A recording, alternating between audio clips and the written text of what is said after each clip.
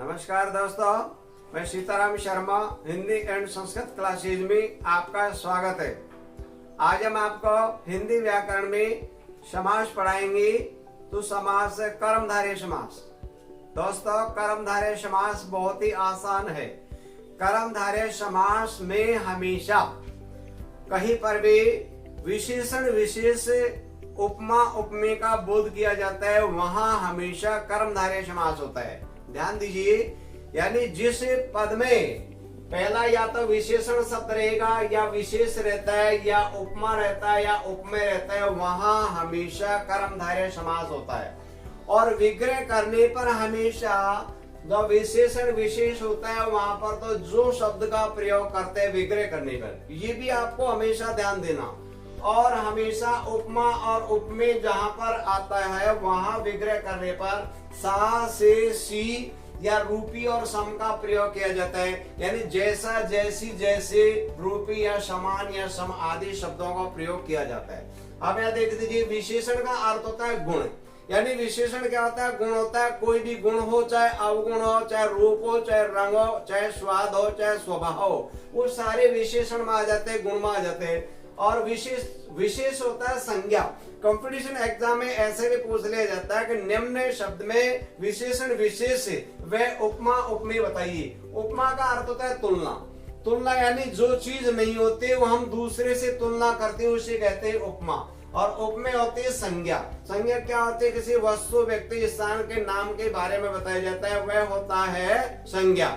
अब यहाँ देखो, उदाहरण है विग्रह करने पर, ये आपको ब्रैकेट में दिखाई दे रहे होंगे, विशेषण विशेष दिखाई दे तो विग्रह करने में जो लगा दीजिए। और अगर उपमा उपमेय है तो विशेषण करने पर इन शब्दों का प्रयोग किया जाता है। जैसे यहाँ पर है नील गाय, तो देखो नील शब्द है वो क्या है? विशेषण है, यानी गुण है। और हमको मालूम चल गया भाई कहीं पर भी गुण आ गया, प्रसिद्ध नहीं है, तो विग्रह करने पर जो लगा देंगे तो नीली है जो गाय। अब ये गाय शब्द है वो होगा विशेष। विशेष क्या है? संज्ञा।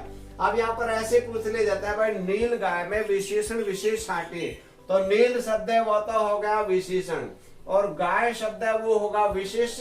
और विग्रह करने पर जो शब्द यहाँ पर जोड़ दिया तो नीली है जो गाय। ऐसे इस प्रकार से यहाँ पर कर्मधारय समास में प्रयोग किया जाता है।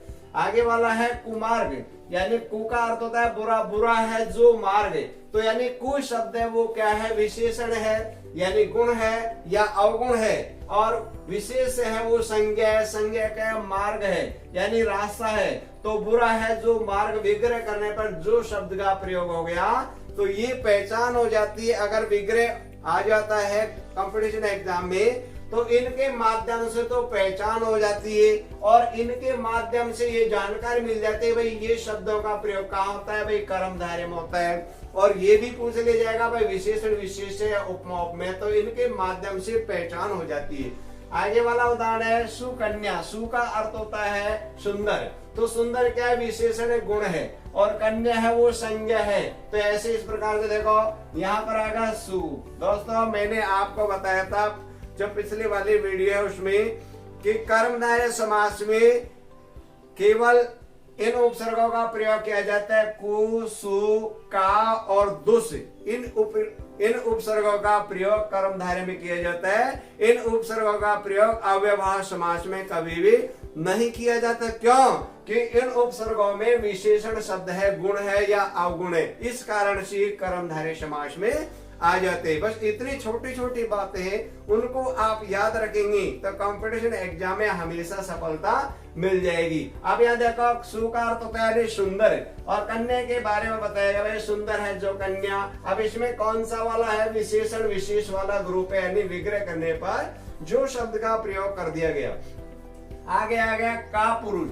का अर्थ होता है कायर, यानी कायर है जो पुरुष, तो यानी पुरुष तो हो गया विशेष, यानी पुरुष होगा विशेष।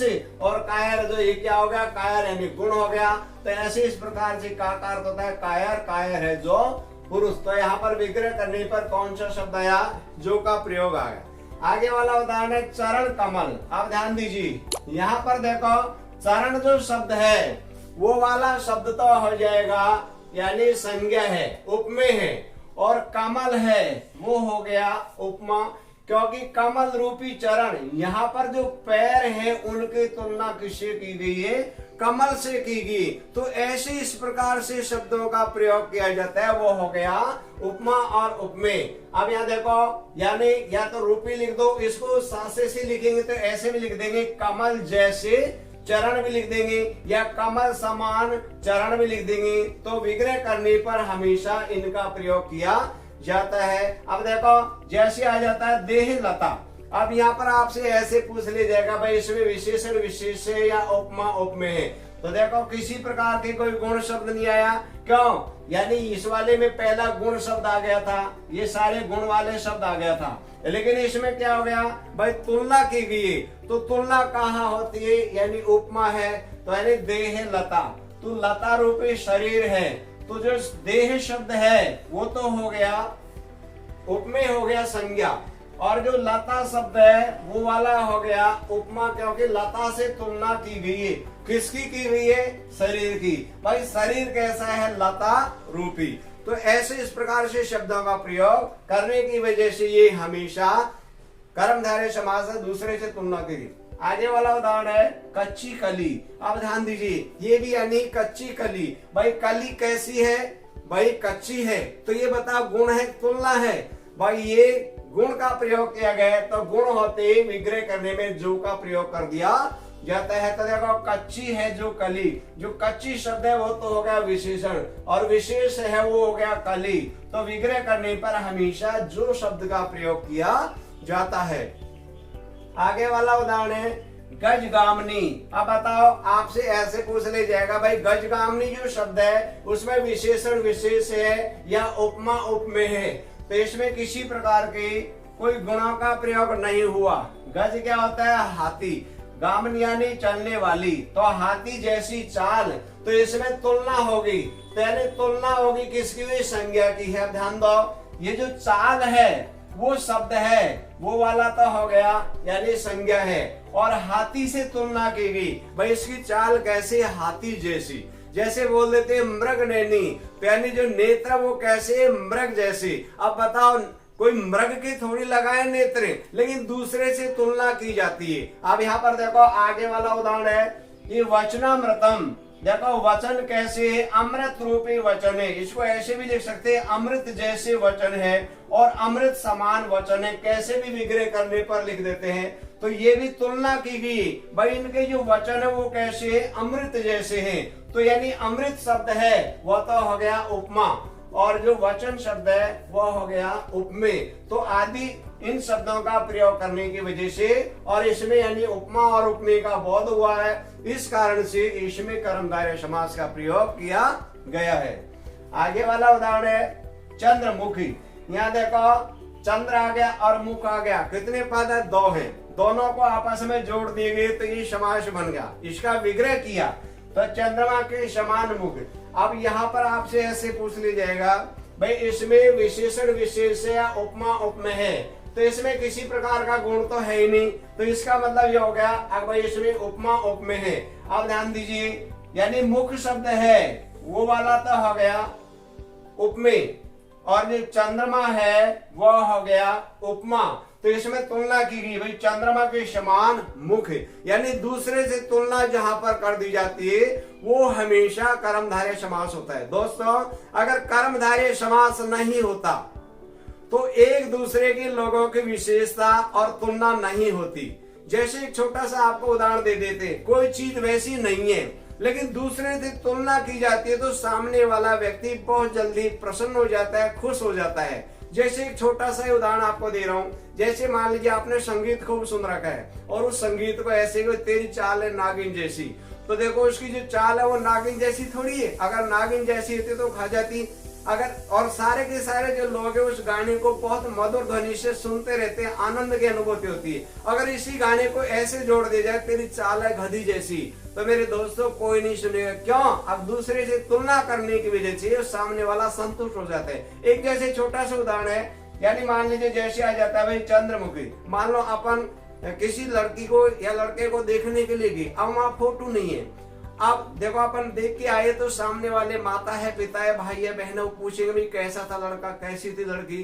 तो अब हमारे दिमाग में वैसी शकल अगर अपने अड़ोस पड़ोस की कोई दिखाई देती तो हम उदाहरण दे देते हैं, लेकिन अगर कोई दिखाई नहीं देती तो देखो हम ऐसे कर देते, अगर भाई बच्चा कैसा है, भाई चंद्रमा जैसा है, ऐसे संकेत दे देते। तो क्योंकि चंद्रमा को अपने आप में प्रसिद्धि मिली हुई है, इसलिए चंद्रमा से तुलना करने की वजह से सामने वाला पूर्ण रूप से संतुष्ट हो जाता है और इसमें यानी आराम से उसको टीका टिप्पणी करने की जरूरत नहीं रहती है। ऐसे इस प्रकार से आप ध्यान दीजिए दोस्तों, जैसे मान लीजिए आ जाता है नीलांबर पीतांबर, मैंने बहुब्री समास वाले ने भी बताया था। कुछ उदाहरण ऐसे होते हैं वो बहुब्री समास में भी क्रॉस करते हैं और कर्मधारय में भी समास करते हैं। जैसे नीलांबर आ गया, पीतांबर आ गया, जैसे आ जाता है श्वेतांबर आ जाता है। अगर ये वाले शब्द वाक्य में लिखे रहते हैं, जैसे वे पीतांबर ओढ़कर आया, तो ये वाला हमेशा कर्मधारय में करेंगे। लेकिन केवल पीतांबर शब्द लिखा हुआ है तो वहां पर हमेशा बहुब्री समास का प्रयोग करेंगे, क्योंकि पीला है वस्त्र जिसका भगवान श्री कृष्ण जी के हैं। तो ऐसे कुछ अपवाद वाले उदाहरण भी रहते हैं, लेकिन उनका कंडीशन रहती है भाई क्या पूछा गया है, ऐसे इस प्रकार से ध्यान देंगे। तो यानी यहाँ पर कर्मधारय समास में इतना सा ध्यान दे। एक बार पुनः ध्यान दीजिए, कर्मधारय समास कहाँ होता है, यानी पहला पद होता है या तो विशेषण होता है, विशेष होता है। विशेषण क्या होता है, गुण होता है। विशेष क्या होती है, संज्ञा होती है। विग्रह करने पर हमेशा जो शब्द का प्रयोग किया जाता है। या दूसरा जो होता है या ये वाला ग्रुप आता है उपमा और उपमेय। उपमा क्या होते है, तुलना होती है। उपमेय क्या होती है, संज्ञा होती है। संज्ञा की दूसरे से तुलना की जाती है, जैसे मुख की तुलना किसी की चंद्रमा से। तो ऐसे इस प्रकार से तो विग्रह करने पर हमेशा सा से सी रूपीय सम का प्रयोग, जैसे लिखते हैं चंद्रमा के समान मुख, चंद्रमा के जैसा मुख भी लिख सकते हैं, या चंद्रमा रूपी मुख, ऐसे किसी प्रकार से लिख सकते हैं। तो इनका अगर हम प्रयोग करते रहेंगे तो कंपटीशन एग्जाम में कभी भी जो समास शब्द आ जाते और विग्रह आ जाते वो कभी भी गलत नहीं होंगे। बस मात्र आपको इतना सा ध्यान रखें, जो नियम बताएंगे उन नियमों के आधार पर अगर आप पालन करेंगे तो आप हमेशा सक्सेस होते रहेंगे। दोस्तों, आप हमेशा प्रसन्न रहे, खुश रहे और हंसते रहे तथा हंसाते रहे। जितना आप प्रसन्न रहोगे दिमाग उतना ही ताजा रहेगा। दोस्तों, अगर आपको ये वीडियो अच्छी लगी तो आप इसे लाइक करें तथा हमारे इस चैनल को सब्सक्राइब करें, ताकि अगले वीडियो का नोटिफिकेशन आपको मिल सके। और इस टॉपिक में आपको किसी भी प्रकार की कोई प्रॉब्लम हो तो आप हमें कमेंट करके अवश्य बताएं। नई वीडियो के साथ फिर मिलते हैं। नमस्कार।